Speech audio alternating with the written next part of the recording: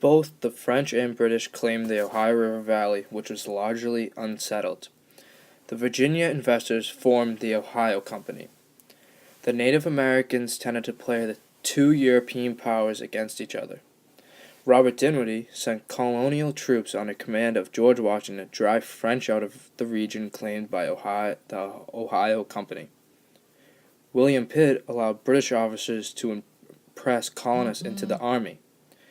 Actions bred resentment among colonists, and British government was forced to pay portion of war cost. Motivated by chance to own land west of Appalachians, the hostilities would be concluded with Treaty of Paris. This puts the British government in debt and needed to figure out how to pay the debt. The British victory was a huge blow to the Native Americans. They no longer played French and British against each other. In 1763, a variety of Native Americans attacked British forts and colonial settlements throughout Great Lakes and Ohio River Valley. This was known as the Pontiac's Rebellion. They hoped they could weaken British and lure French back to their own region. The attacks were expensive for British to defeat, so they sought solutions to keep peace with the Native Americans. The Proclamation of 63 was passed. In this ordered colonial settlers to remain east of the Appalachians. Colonists ignored proclamation and continued to settle anyways. They convinced British officials that they need to take more direct control of their American colonies. In 1764, the Prime Minister, George Grenville, proposed money by collecting duties already in effect. The Sugar Act was a law that actually lowered the duty on foreign molasses. They assigned custom officers and created courts to collect the duties and prosecute smugglers. The Quartering Act was also passed. The Stamp Act required colonists to pay a tax on almost all printed materials, including newspapers, books, court documents, contracts, and land deeds. This was the first time Parliament imposed a direct tax within the colonies. The colonists angrily protested the Stamp Act. They believed it threatened their prosperity and liberty. The colonists violently opposed the Stamp Act, which affected every single colonist. The people who opposed the British taxes were known as the Patriots. Some men formed the Sons of Liberty, and the most famous leader was Samuel Adams. The protests continued, and angry crowds assaulted colonists who supported the taxes. In 1765, a mob led by Sons of Liberty tore down an office and damaged houses of stamp tax collectors. Mob destroyed Hutchinson's house also. By the end of the year, every stamp collector resigned, leaving no one to collect the taxes. The Daughters of Liberty were when women organized to weave cloth. They gave up certain comforts when pledged not to buy any manufactured British goods. They did repeal the Stamp Act. In response to the Townshend Acts, the colonists revived protests, boycotts, and street violence. The Townshend Acts made you pay an indirect tax on items like glass, lead, paint, paper, and tea. Large riots took place in Boston where British customs abused their own power. Custom officers seized the ship Liberty. This seizure set off riots against the custom officers. To suppress the riots, the Crown sent 4,000 troops to occupy Boston.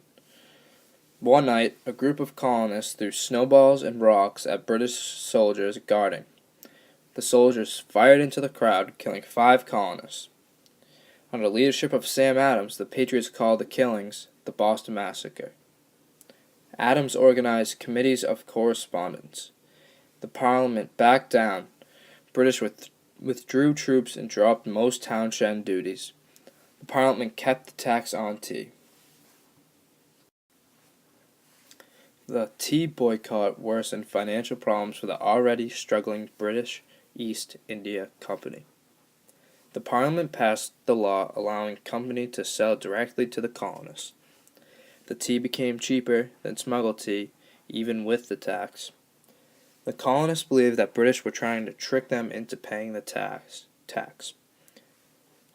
On December 16th, 1773, the Patriots took matters into their own hands. The Patriots dressed up as Indians and boarded 3 British ships laden with tea. They took the tea and dumped it into the harbor. This was known as the Boston Tea Party. To punish Boston, the Parliament passed the Coercive Acts. They closed the port to trade until they paid for the destroyed tea, including the tax. The acts closed the port and forced colonists to house British troops and allowed British officials to be tried in Britain for crimes committed in the colonies, which was very unfair. The Quebec Act extended Canada's border into some of the colony's land. Acts were called the Intolerable Acts. They rejected the idea that British could shut down trade and change colonial governments.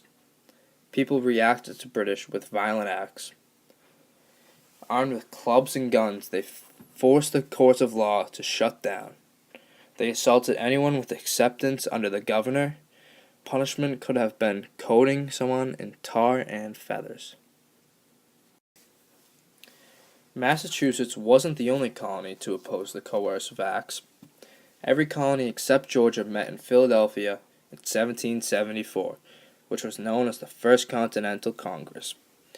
Virginia had a delegate who became famous for one of his quotes, "Gimme liberty or gimme death," by Patrick Henry. They started off by announcing a boycott of all British imports. Throughout colonies, patriots established provincial congresses to enforce the boycotts. The Suffolk Resolves was a declaration by leaders in Massachusetts which rejected the Mass Government Act and resolved on a boycott of imported goods unless intolerable acts were repealed. Patriot John Adams decided he lived in a new country called America. He believed they could unite and defeat the British. In 2 years, events would prove him right.